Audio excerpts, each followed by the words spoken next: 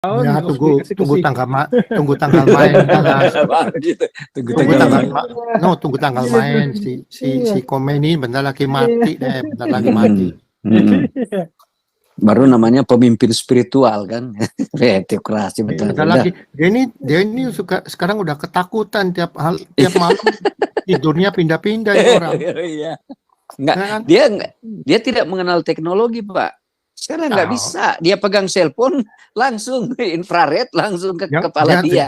Dia segala macam nggak ngerti. Bisanya Allahu Akbar, Bismillahirrohmanirrohim gitu doang lah. Iya, dia nggak boleh pegang komputer, benar. Nah, orang walkie-talkie aja nggak bisa. Jangan. Pokoknya sudah itu oleh walkie-talkie takut, seluler takut. Takut. Semua takut dia.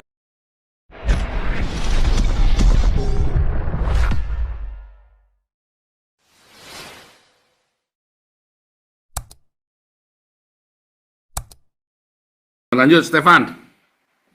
Silakan, Stefan. Halo, salam, selamat malam, Pastor Paul. Salam. Oke.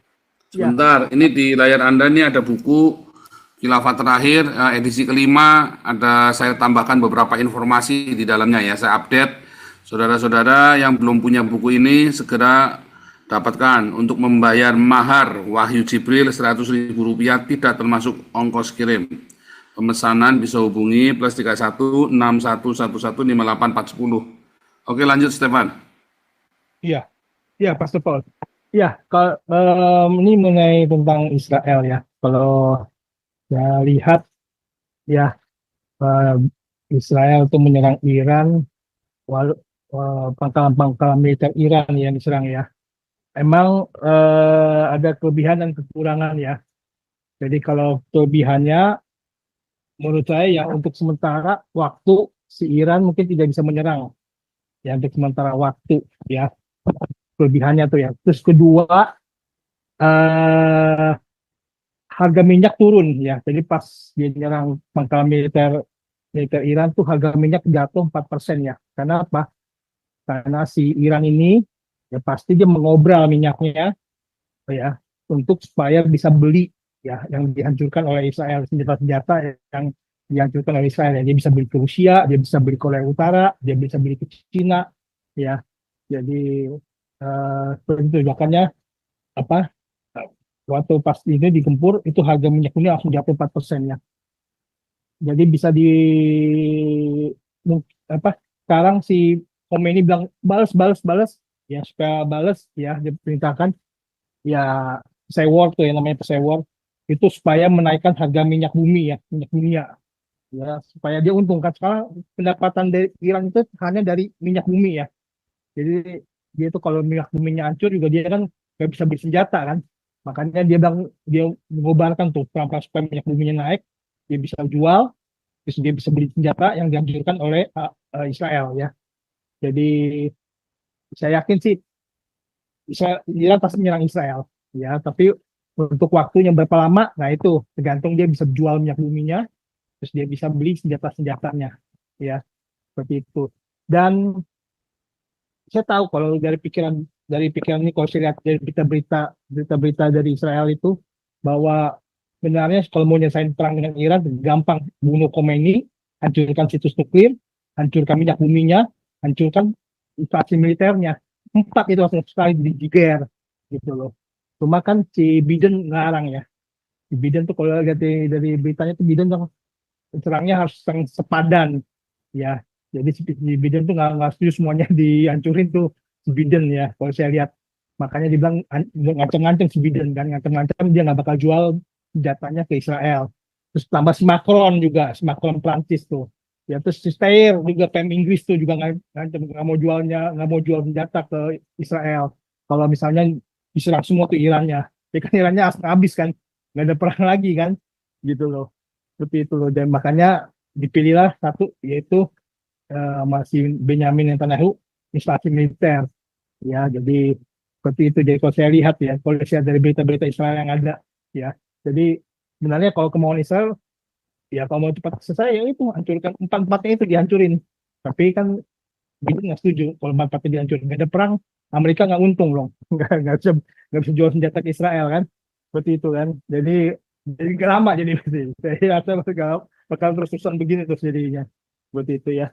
Jadi itu yang saya lihat dari lihat ya. Jadi sekarang kalau Israel punya senjata yang main Pak Pastor Paul apa punya Iron Beam apa segala itu adalah senjata-senjata ya. Jadi Israel itu selalu lihat ya kalau dia misalnya kecolongan di mana? Nah, dia diperbaiki, dia ciptakan alat lagi supaya eh, tidak ada senjata yang melukai warga negara Israel gitu loh. Maka dia sangat pemerintah itu sangat sayang banget sama warga negaranya. Makanya diciptakan senjata yang canggih-canggih yang itu dengan apa ya istilahnya supaya menyelamatkan hidup Israel gitu loh. Makanya dia mau nggak mau orang-orang pintar-pintarnya itu selalu supaya gimana caranya supaya bisa melindungi ya dia setiap ciptakan senjata-senjata canggih ya. Dan saya harap jangan sampai senjata canggih itu jatuh ke negara Islam Arab ya repot gitu ya atau ke negara Cina itu langsung tiru langsung ya kalau negara Cina itu langsung ditiru udah langsung maka jangan sampai jatuh tuh ke apa komunis apa tuh senjata-senjata yang canggihnya Israel ya karena itu pasti kalau udah jatuh udah bisa ini langsung ditiru gitu ya jadi kalau saya bilang harap sih supaya jangan dijual ke mereka ya senjata yang canggih-canggih banget ya itu seperti itu jadi mau nggak mau Israel itu untuk mempertahankan kelangsungan hidupnya ya seperti itu ya. Saya tahu orang-orang Israel itu pekerja keras ya, gimana supaya dia bisa mempertahankan kehidupannya seperti itu. Itu aja Pastor Paul dari saya. Terima kasih Pastor Paul.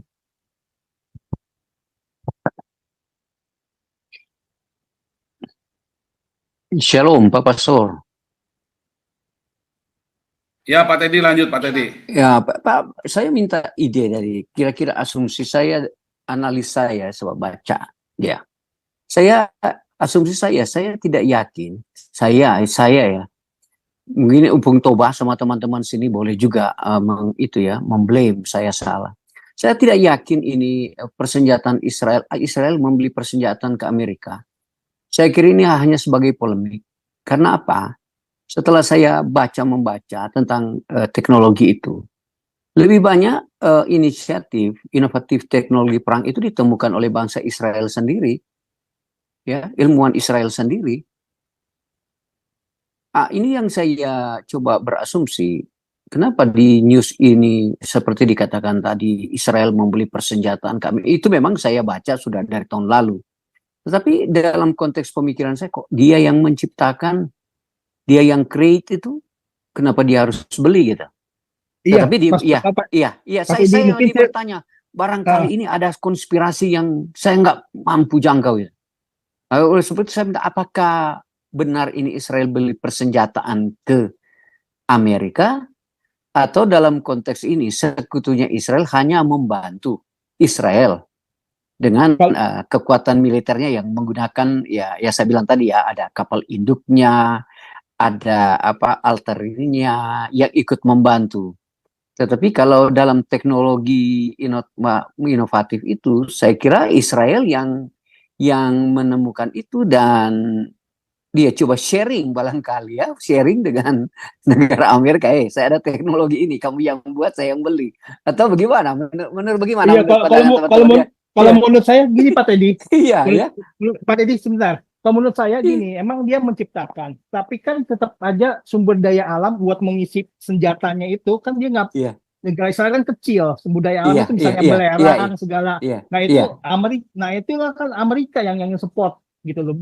Iya barangkali ya. Iya. Makanya mau ngomong dia benar teknologi diciptakan, tapi tetap aja dia kan butuh sumber daya alamnya buat ngisi pelurunya itu kan. Seperti itu kan. Iya. Itu ya, makanya dia beli ke Amerika tuh supaya dapat ini gitu, beli ke Amerika supaya dia bisa ngisi senjatanya gitu loh. Iya, benar. Gitu. Jadi menurut saya sih gitu. Ya barangkali ya itu ya gitu. Masalah ya benar juga. Sumber daya alamnya buat ngisi pelurunya. Iya gitu. Atau pabriknya ya. Iya, franchise-nya saya gitu. Tapi kayak Rafael itu kan. Oke, saya yang ahli. Tapi sebagai sumber daya alam, sumber daya itu supaya lebih banyak rasa ya pabriknya di Amerika aja. Nanti saya yang beli gitu.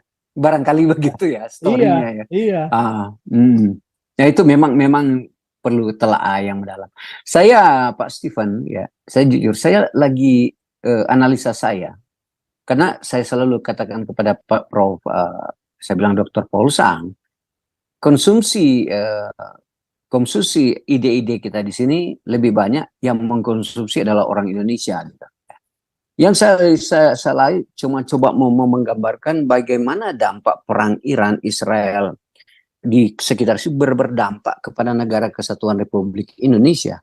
Kemudian dampaknya ke negara kesatuan, ke tokoh-tokoh siapa itu? Itu yang saya coba mau cari itu apa? Karena di negara kita ada kelompok, saya bilang liberal, sekuler, ya walaupun di Islam, tapi ada di Indonesia ada kelompok-kelompok Islam garis keras.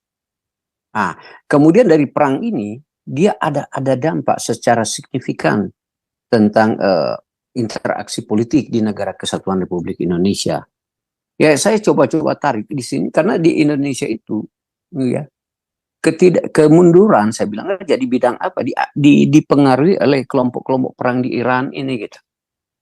Melainkan kan realitasnya ada pengusaha-pengusaha Indonesia ya yang walaupun kita secara de facto kita tidak lihat tetapi secara itu ada gitu membantu Hizbullah, membantu Lebanon, membantu Hamas, orang-orang tokoh-tokoh Indonesia gitu. Barangkali saya bilang inilah mereka tokoh-tokoh inilah yang selalu menyampaikan merusak sistem ketatanegaraan kita. Ya. Tapi waktu itu sudah di dalam otak mereka itu masuk ke ranah ekonomi, politik, ekonomi, hukum. Yang saya sebenarnya mau tanya ke Pak Paul Sang, apakah dia punya kemampuan menganalisa itu apa dampak perang yang terjadi di sana itu ke negara kita gitu. Apa gitu? Iya Pak Andi. Oh ya Pak Andi, terima kasih. Ini Pak Andi lagi. Gua interupsi sebentar ya. Iya. Terima kasih Pak Andi. Kalau kamu ngerti. Tradisi orang Arab termasuk Islam. Arab sama Islam itu they never say no. Period. Oke. Kalau kamu kamu ke Dubai atau ke negara Arab lain deh, ke negara Islam. Kamu tanya direksi, gimana caranya jalan ke sini? Biarpun dia nggak tahu, dia akan jawab, oh nanti lurus aja, belok kanan, belok kiri, bla bla bla. Padahal dia bohong. Jadi dia itu nggak pernah, tradisi mereka itu never say no. Mereka itu nggak pernah say no ke satu. Itu tradisi Arab atau Islam in general. Itu. Kedua, orang Arab sama Islam ini gengsinya terlalu tinggi. Nah, kedua itu tradisinya, mentalnya. Tradisi begitu dibawa ke Indonesia. Orang Indonesia ini gengsinya terlalu tinggi. Ya kan? Nah, tadi si Ben itu nyinggung mengenai Scud missile. Iya, Scud. Itu gunaannya apa? Scud missile udah pernah dipakai waktu perang sama Irak. Irak, ya. Irak zamannya si Saddam Hussein itu senjatanya semua Scud missile. Ada yang ada yang bongsong, itu maksudnya ada yang jatuh sebelum sasaran. Itu kita udah tahu semua. Rongsokan. Tapi si Ben juga iya, benar. Terus si Ben juga nyebut Revolutionary Guard, itu mah bullshit semua. Ingat nggak zamannya perang Irak itu sama si Saddam Hussein? Waduh, Irak punya Revolutionary Guard, bla bla bla. Tapi begitu US masuk nyerang itu lari ke pinggir, kayak ayam kehilangan buntut or something. Namanya aja keren, Revolutionary Guard. Wah, elite katanya, Elite Revolutionary Guard. Bullshit semua itu, nggak ada tuh.